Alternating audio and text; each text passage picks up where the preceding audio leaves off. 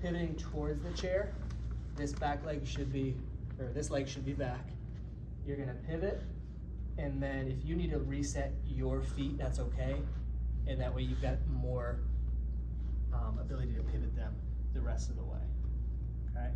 But again, instruct them with your words where to put their hands so that they're ready in the middle of the transfer so you're not taking a hand off, okay? Any questions?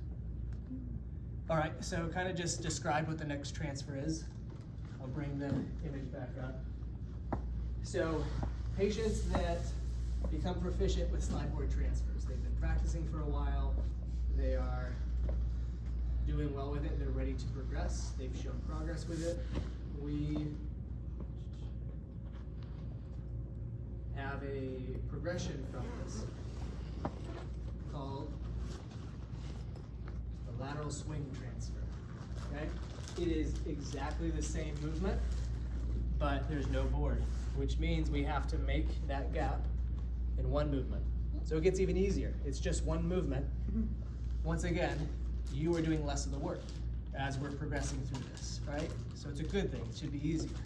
Same setup, patient's edge of bed, rotating the heels. You're gonna start, when you help them scoot forward, the hip that's away, the hip that's closest to really start that rotation towards the surface you're going to. Angle the heels, get the armrest out of the way. Now here, my hand can't be here because I need a spot for them to land and it needs to be in the chair. So it should be the opposite armrest. Notice if you lean this way, just like if you are on the board and you lean super far to put their hand here, that does is pushes down that hip that you're sliding on and negates any kind of head-hips relationship, right? So just like with the slide board, we want to go more anterior and closer, that way you have a gap, but it's not super far where you're leaning the patient over. Same concept applies. That's why we bring them forward, start rotating. They can reach the front of the armrest, hopefully. This opposite hand should be close to their hips on the front side of the bed. And this is where you're gonna use the head hips. They're coming down and away. And you'll see me rock. Let's go 1, 2, and their hips can come up a little bit. And then 3, here, okay? To go back, same way, the heels are angled. Hand should be here on the armrest. Front edge of the bed versus out here. It's 1, 2, 3. My hands should stay in the same place, right? They should be able to effectively do it without their feet on the floor, okay? That's the goal. So they should be doing the work. I'm gonna watch for those hands to stay in position. Okay? And you're just guarding?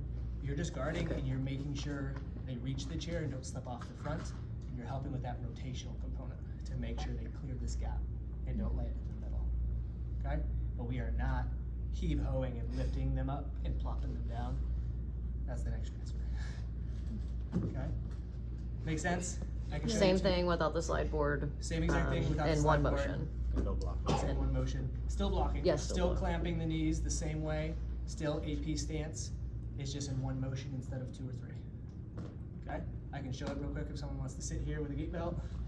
When you Okay. doing this, do you most likely something like crystal is Yes, so after here, ready to block, I've got, I'm gonna turn her heels in the direction we're traveling. AP stance. She already knows where the hands go because I demonstrated. She's looking down and away, and we're rocking back 1, 2, 3. We're here, and then we stand down. So you are kind of bringing them around to make sure they span that gap. Okay, and then from here, they can help slide back, but I'll show you how we assist them. Let's say we transfer her edge of bed. Let's say she's got 2 out of 5 strength in her legs. Can she just push herself back? No. No. Her arms might be strong. On a squishy mattress, it's gonna be very challenging for her to drag herself back into bed by herself. So this technique, I'm trying to think of the camera, it may be easier from the side view to see if everybody wants to come to this side, or really either side, because I'm going to be doing both hips, just not this side.